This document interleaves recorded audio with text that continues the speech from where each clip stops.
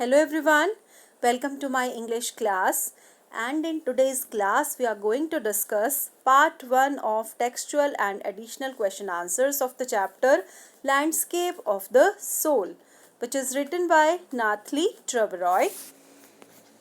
This is the part first.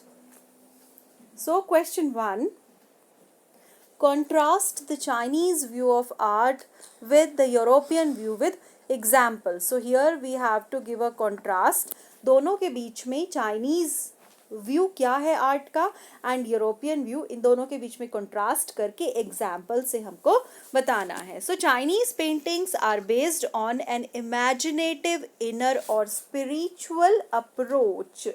तो Chinese art जो है उसमें इनर और स्पिरिचुअल अप्रोच, यानी कि जो आर्टिस्ट है, जो पेंटर है, जो भी उसके पेंटिंग्स बनती हैं वो इनर और स्पिरिचुअल यानी कि अपने माइंड से बनती हैं, जबकि यूरोपियन पेंटिंग्स जो हैं which they reproduce an actual view, इसमें एक्चुअल व्यू दिखाया जाता है जो कि बिल्कुल रियल हो ऑफ एन एक्सटर्नल और रियल ऑब्जेक्ट दिखाया जाता है. जबकि चाइनीज पेंटिंग्स जो है वो किस पे बेस्ड होती हैं, इमेजिनेटिव थिंग्स पे, which is created from the minds of the artists. And the paintings of Wu Daozi and master painters of Europe illustrate the difference. और ये डिफरेंस कौन बताते हैं, यानी कि वू डाउजी एंड यूरोपियन जो पेंटर्स हैं, दोनों के बीच में अगर हम उनकी पेंटिंग्स को, उन्होंने जो भी आर्ट वर्क जो क्रिएट किया है उनको डिस्कस करें तो ये डिफरेंस हमको बहुत आसानी से नज़र आता है. Let's see question number 2. Explain the concept of shanshui. So students, shanshui literally means mountain water. अगर इसको मिक्स करके देखा जाए माउंटेन वाटर को तो क्या बनता है, it represent the word landscape. And landscape क्या होता है, a painting of the country side यानी कि विलेज का scene. You can say village के सीन में क्या होगा, बहुत सा माउंटेन होगा, स्काई होगा, ऐसा एक लैंडस्केप दिखाया जाएगा. It reflects the Daoist view of the universe. ये हमको बताता है डायोइस्ट व्यू किसका, पूरी यूनिवर्स का, जिसमें कि दो एलिमेंट्स मेनली इंक्लूड हैं. किसकी इमेजेस हैं उन दोनों एलिमेंट्स में, फर्स्ट तो है यांग क्या चीज़ है, I want to tell you in detail about this. देखिए यांग का मीन्स तो वैसे माउंटेन है, लेकिन चाइनीज फिलॉसफी में yang means the dark active male principle of universe, यानी कि पूरी जो यूनिवर्स है उसका चमकीला सक्रिय नर सिद्धांत है यांग, जो कि दिखाया गया है. और मैस्कुलाइन पावर को ये बताता है, जो किससे बताया गया है, माउंटेन से. एंड यिन जो है, यिन किसको बताता है, वाटर को. एंड चाइनीज फिलॉसफी में यिन जो है ये किसका प्रतिरूप एक तरह से बता रखा है, the dark not active and female principle, जो कि अंधेरा है, निष्क्रिय है एंड फीमेल प्रिंसिपल है. चाइनीज फिलॉसफी में यिन को बताया गया है. ओके एंड ये वाटर से रिप्रेजेंट किया गया है. एंड एक थर्ड एलिमेंट है जहाँ पे ये दोनों चीज़ें इंटरैक्ट करती हैं, यांग एंड यिन. वो क्या है, बीच का मिडल वॉइड का मतलब क्या होता है, खाली जगह, एम्प्टी. तो माउंटेन और वाटर के बीच का जो खाली जगह है वहाँ पे ये दोनों मिलते हैं. कौन, यांग एंड यिन, यानी कि माउंटेन एंड वाटर. तो ये जो दो एलिमेंट्स हैं ये क्या चीज़ है, पूरी यूनिवर्स का डायोइस्ट व्यू है पूरी यूनिवर्स का, जिसमें दो एलिमेंट्स को शामिल किया जाता है. और किसके हैं ये, चाइनीज फिलॉसफी है ये. ओके शांशुई, जो कि किसको बताता है, लैंडस्केप को. Third question is, what do you understand by the term outsider art and art brut or raw art? So guys, outsider art क्या है, is the art created by artists who have received no formal training yet they show talent and artistic insight. तो outsider art का means है वो वाले artist जिन्होंने कोई formal कोई ट्रेनिंग नहीं ली है, जो अपना टैलेंट दिखाते हैं केवल खुद से, उन्होंने कोई फॉर्मल ट्रेनिंग नहीं ली है किसकी, वो पेंटिंग्स बनाने की। और आर्ट ब्रूट एंड जो आर्ट ब्रूट या रॉ आर्ट, कच्ची कला जिसको बोलते हैं, is about works of art that were in their raw state, जो कि अपनी रॉ स्टेट में है अभी, with regard to their culture and artistic influence. तो anything like a broken tea cup or bangle could be material for a work of art. जैसे टूटे हुए कप हैं, टूटी हुई बैंगल्स हैं, उनसे हम कुछ चीज़ बनाएं, तो ये क्या चीज़ है, ये एक आर्ट है, आउटसाइडर आर्ट। या दो व्यू बता रखे हैं इसमें, एक तो आउटसाइडर आर्ट एंड दूसरा है आर्ट ब्रूट या रॉ आर्ट जिसको बोलते हैं। Next question, who was the untutored genius who created a paradise and what is the nature of his contribution to art? So Nek Chand कौन थे, ये बिलोंग करते थे चंडीगढ़ से। was the untutored genius who created a paradise many years ago by building the rock garden। इन्होंने एक paradise create किया, कहाँ पे, चंडीगढ़ में। चंडीगढ़ अगर आपने कभी गए हो तो वहाँ पे रॉक गार्डन है, वो किससे बना हुआ है गाइस, वो स्टोन से बना है। वहाँ पे ब्रोकन क्रॉकरी का यूज़ किया गया है, या जो भी मटेरियल है उसको रिसाइकल करके वहाँ पे यूज़ किया गया है, जो हम फेंक देते थे, जो बेकार की चीज़ें, उनसे बना हुआ है वो rock garden, and that is in Chandigarh. और वो बनाने वाले कौन हैं उसको, Nekchand. Nekchand's contribution is a highly creative example of raw art. तो नेकचंद का क्या कंट्रीब्यूशन है इसमें, ये एक बहुत अच्छा एग्जाम्पल है किसका, रॉ आर्ट का। Next question is, these are the short answer type questions students। मैं बार बार आपको रिपीट करती हूँ, in your exam you will not only you have to study not only the textual question answers but you must study all the additionals। बेटा जो आपकी books में पीछे दे रखे हैं सारे टेक्सचुअल क्वेश्चन आंसर्स, आपको एग्जाम में वो ही नहीं मिलेंगे, उसके अलावा बहुत सारे एडिशनल क्वेश्चंस भी मिलेंगे। तो आपको वहाँ पे बैठ के सोचने से बेटर है आप यहाँ से पढ़ के जाइए एंड फटाफट without wasting even a single minute आप उसको अपनी कॉपीज में नोट कर दीजिए। So short question answer start करते हैं। Number 1, what was depicted in the last painting made by Wu Daozi in the Chinese painter. तो वू डाउजी कौन थे, चाइनीज पेंटर थे। अपन ने फर्स्ट सेकंड क्वेश्चन में डिस्कस किया था इनका, वू डाउजी के बारे में। तो ये एक चाइनीज पेंटर थे और उनकी लास्ट पेंटिंग में क्या चित्रित किया गया है, डिपिक्शन मतलब क्या चित्रित करना, चित्रित किया जाना। So the last painting made by Wu Daozi depicted forest, high mountains, waterfalls, clouds floating in an immense sky। immense का means huge, HUGE, huge sky, जो खुला आसमान है, ओके, वो सब डिपिक्ट किया गया है। एंड मैन ऑन हिली पाथ, इंसान जो है वो कहाँ है, हिली पाथ पे, यानी कि पहाड़ियों पे चढ़ रहे हैं, जा रहे हैं वहाँ पे। Birds in flight and a cave at the foot of a mountain in which a supernatural being resided. ये कैसा सीन उन्होंने बताया है, मतलब हमारी नेचर में सारी जो भी चीज़ें हैं जहाँ पे वो इफेक्ट नेचर का वो सारा दिखाया गया है, किसकी पेंटिंग में, वू डाउजी की पेंटिंग में। Next question is, when Wu Daozi showed the way to the Chinese emperor, what happened? Students मैंने प्रीवियस वीडियो में आपको वो पेंटिंग भी ड्रॉ करके दिखाई थी जिसमें उन्होंने क्या किया था, मैं आपको अभी इस क्वेश्चन के थ्रू बताती हूँ।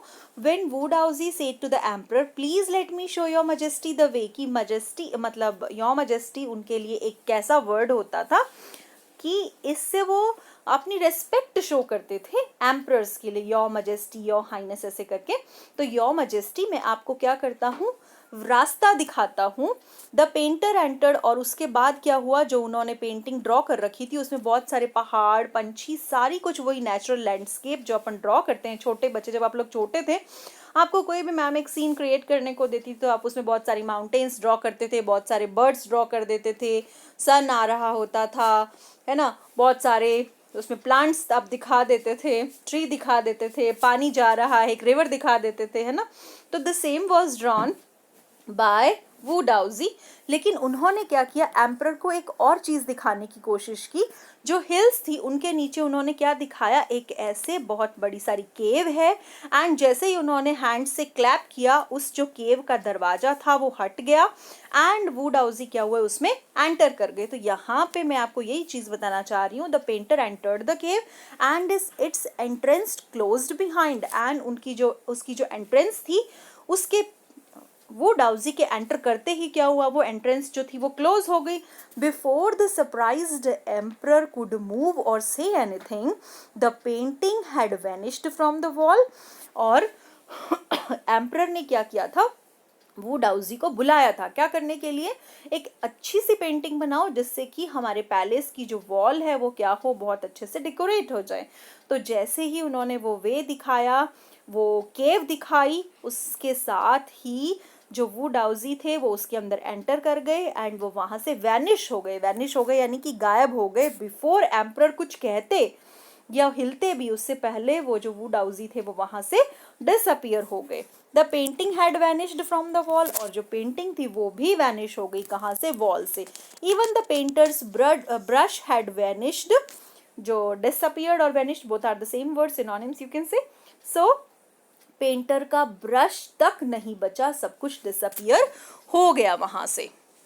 What do the books about Confucius and Zhuangzi contain, and what do they help in doing? So guys, the books about Confucius and Zhuangzi contain many anecdotes. अब ये anecdotes क्या होती हैं, एनेक्डोट्स स्टूडेंट्स होती हैं short amusing और interesting stories. किसके बारे में, कोई रियल इंसिडेंट के बारे में या किसी पर्सन के बारे में, तो कोई छोटे छोटे इंटरेस्टिंग स्टोरीज जो कि रियल हों, ऐसी स्टोरीज कंटेन मतलब हैं इनकी बुक्स में। और वो क्या बताती हैं, deeply reveal the spirit in which art was considered in their days. उनके ज़माने में आर्ट कैसा माना जाता था, क्या था, उसकी आत्मा, एक तरह से आर्ट के बारे में बताया जाता है।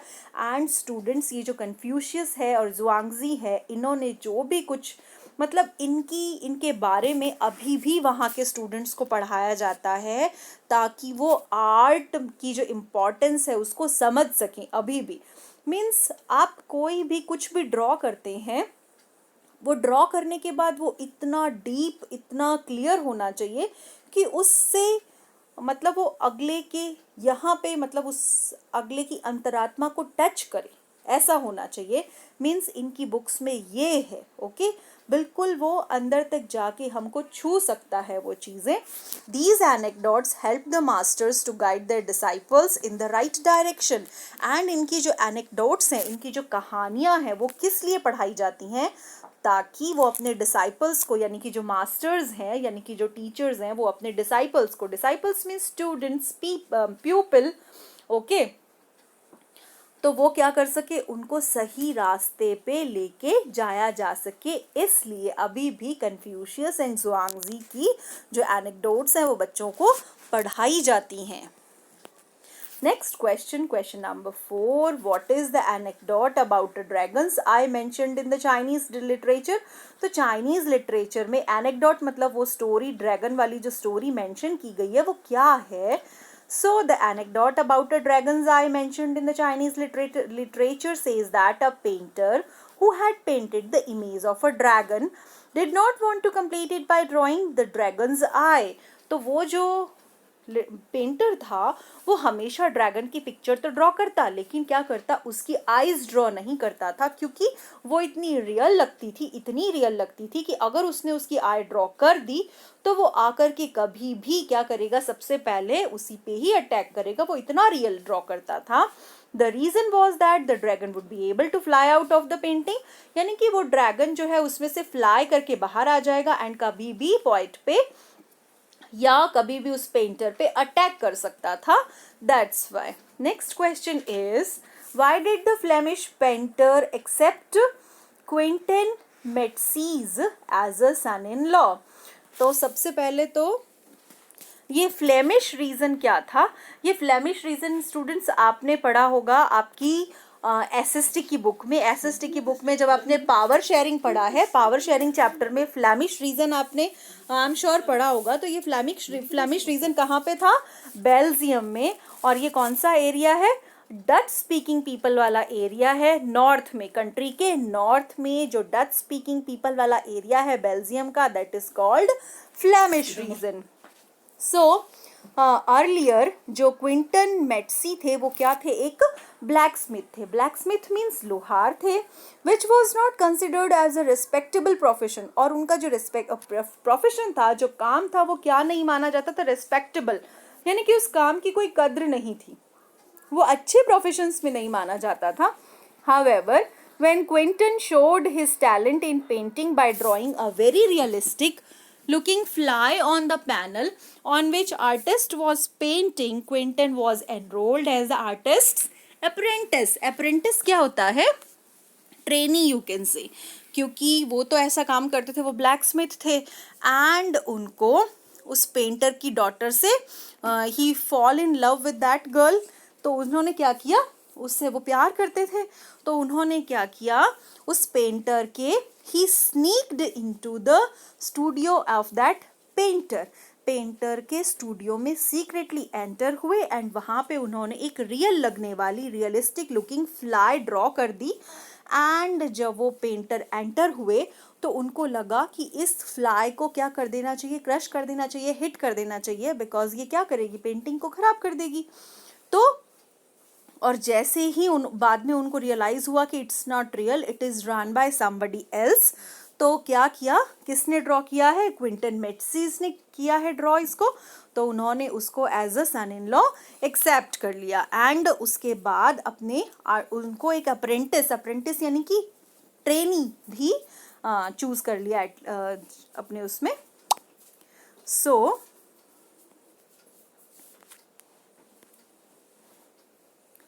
next question is, what do the stories, one about China and the other about Flanders, illustrate? तो चाइना के बारे में जो स्टोरीज हैं वो क्या बताती हैं? फ्लैंडर्स रीजन मैंने आपको बता दिया, फ्लेमिश रीजन है बेल्जियम का।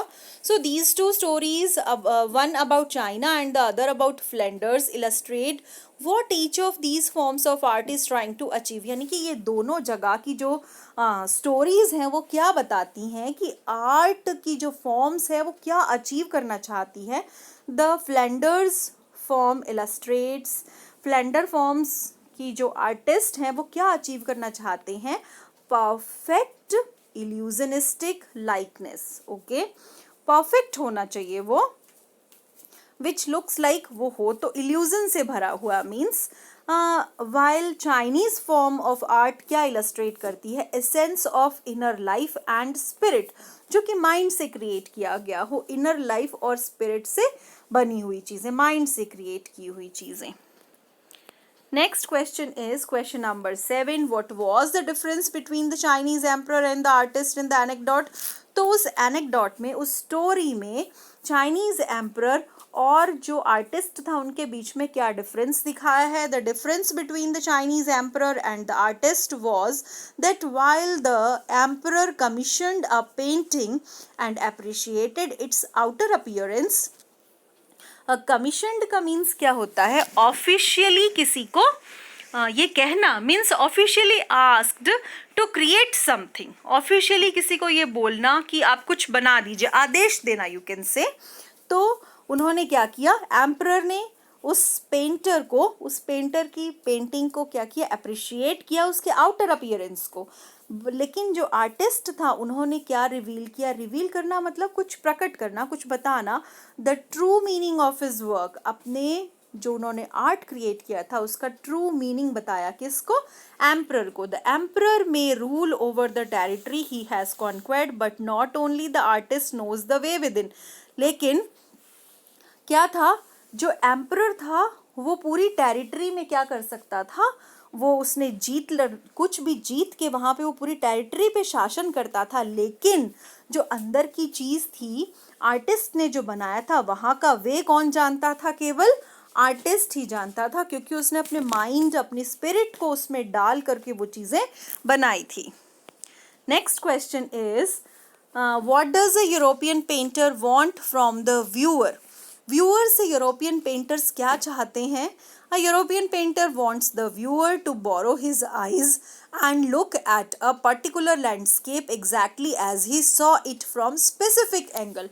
तो यूरोपियन पेंटर्स जो हैं वो व्यूअर से ये चाहते हैं कि उस लैंडस्केप में वो एग्जैक्टली जो खुद सोचते हैं वही वो उस स्पेशल एंगल से अगले को दिखाएं। His painting is very much realistic and he expects the viewer to understand it by just looking at it। वो चाहते हैं कि उनकी पेंटिंग जो है बिल्कुल रियलिस्टिक है, बिल्कुल रियल चीज़ों पे बेस्ड है, रियल ऑब्जेक्ट्स पे बेस्ड है, एंड वो एक्सपेक्ट करते हैं कि व्यूअर भी, जो देखने वाले हैं, वो इसको अंडरस्टैंड, इसको समझे, उसको देख करके जो मतलब बनाना चाहा है यूरोपियन पेंटर ने, व्यूअर्स उसकी वो बात को समझें।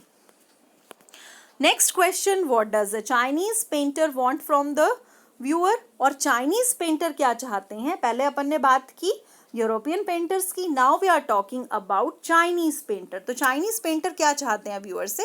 अ Chinese painter doesn't want the viewer to choose a single view point. वो नहीं चाहते कि अपने मन से वो कुछ चूज करे।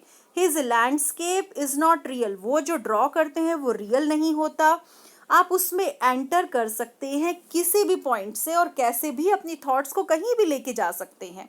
The artist creates a path for the viewer's eyes to travel up and down then back again in a leisurely movement.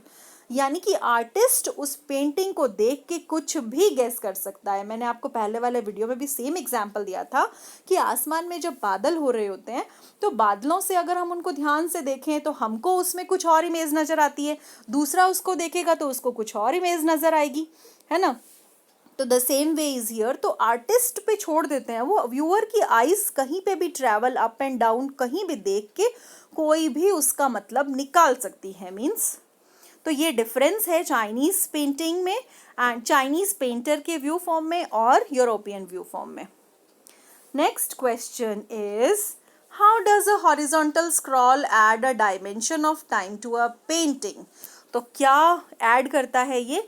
In the case of horizontal scroll, अगर आप उसको हॉरिजॉन्टल वे में स्क्रॉल करते हैं तो action of slowly opening one action of the painting then rolling it up to move on to the other section one by one adds a dimension of a time to a painting. तो horizontal scroll क्या add करता है? एक dimension से दूसरे dimension में जो time है उसको शो करता है। So students, thank you so much. मैं इसका सेकंड पार्ट भी अपलोड करूंगी एडिशनल क्वेश्चन आंसर्स का, तो must watch. Alright, thank you so much.